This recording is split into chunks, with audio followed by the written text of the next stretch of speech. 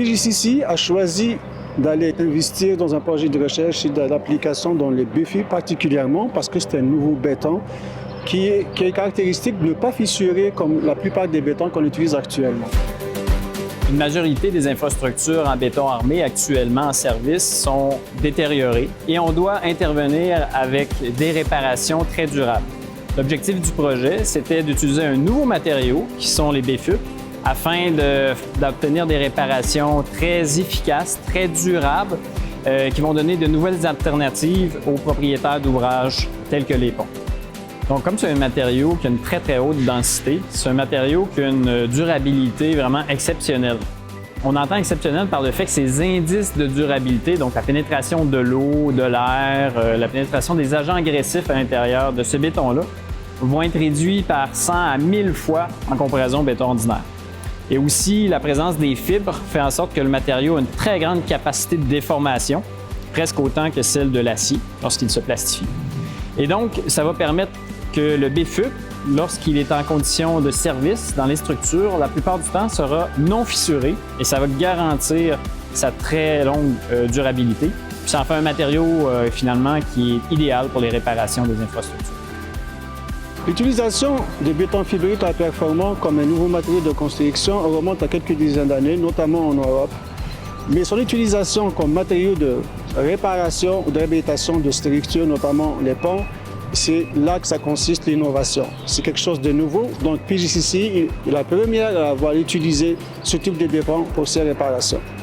Dans le cadre du projet de réfection à l'autoroute Bonaventure, nous avons utilisé le BFUP comme matériau de réparation. Donc nous l'avons utilisé pour réparer une culée de pont, pour réparer le chevette au niveau d'une pile et au niveau notamment de la réparation d'une poutre d'extrémité, c'est une poutre en béton précontainer.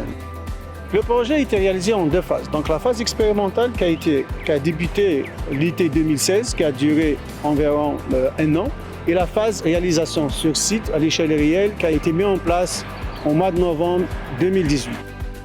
L'enjeu majeur pour cette application pilote consistait à retranscrire sur le terrain des essais de laboratoire.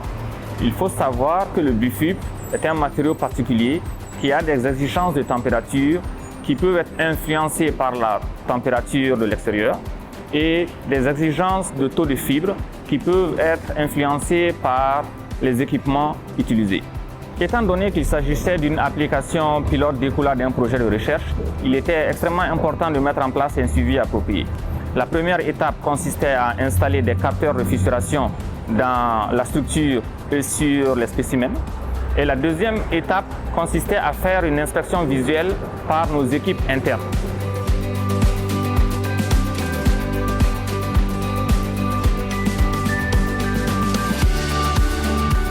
Ce projet rejoint deux valeurs fondamentales de la société, soit l'innovation et le développement durable. L'innovation à travers l'utilisation d'un nouveau matériau dans un aspect tout à fait innovant, et puis le fait que c'est un matériau qui va nous permettre d'augmenter la durabilité, d'améliorer le cycle de vie des structures, il vient aussi supporter l'approche développement durable qui est un élément aussi important pour la société. La réparation mince en BFUP, traditionnellement réalisée ailleurs de par le monde, est sur la surface supérieure d'une dalle avec un processus de coulée gravitaire du BFUP. L'innovation qu'on a apportée dans ce projet avec PJCCI et qui, à mon avis, n'avait jamais été réalisée auparavant, était de faire une réparation sous la surface d'une poutre et avec un processus de pompage du BFUP.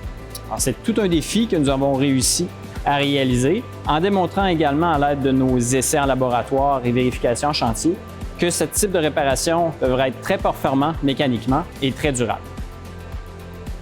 Dans le cadre de ce projet, nous avons eu plusieurs partenaires, principalement l'École polytechnique de Montréal pour la phase de recherche et des firmes de génie conseil pour la phase conception et réalisation.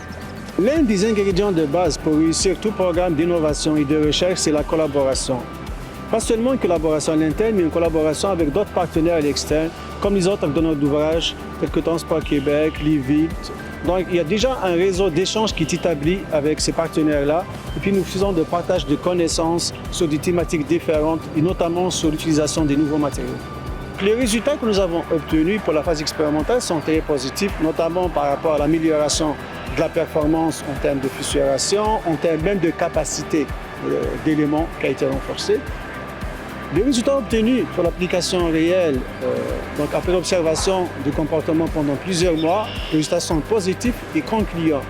Ce projet de recherche permet maintenant à PJCC d'avoir une nouvelle alternative de réparation très rapide, très durable pour ces infrastructures en béton.